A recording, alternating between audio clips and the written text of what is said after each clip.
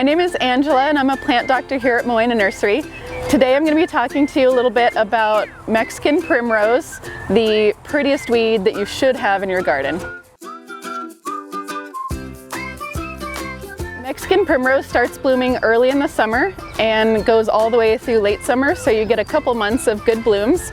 And they open up in the morning and close at night, so you'll only really see them blooming during the day, so don't be worried if they close up at night on you. The flowers of Mexican primrose, they are a very light pink flower, usually only about a foot above the ground, and they do turn a darker pink when they are more established and older. Primrose is a spreader in your garden, and so they will send out stems and send up shoots and roots from different nodes along those stems, so it will spread throughout your garden, which is great. Can be a little invasive if you have it in a spot in your garden where you don't really want something to spread, so I think it's great in rock gardens. That's where I have mine, and I just want it to take over and spread through the rocks.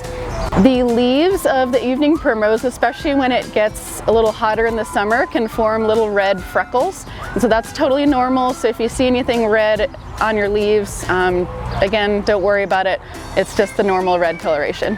Evening primrose has very deep root systems, nice deep taproot.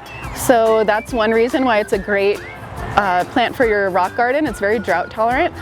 So I usually only water mine about once a week. You can water it more often, but they really don't want to have wet roots, and so I do let mine fully dry out in between. They will flower very profusely when they're watered regularly, but if you have it in a rock garden where it doesn't get regular water, that's okay, especially once they're established. They may just not bloom as much. So yeah, as long as you're giving it regular water, they will bloom profusely for you.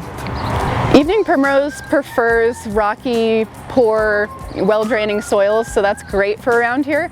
So they won't really want to be planted in a heavier clay situation or where it's too moist. So that's why it's great for rock gardens. They don't need a lot of fertilizer either, since they do prefer that poor rocky soil. So, you know, put it in a spot where nothing else will really grow for you and it'll take off.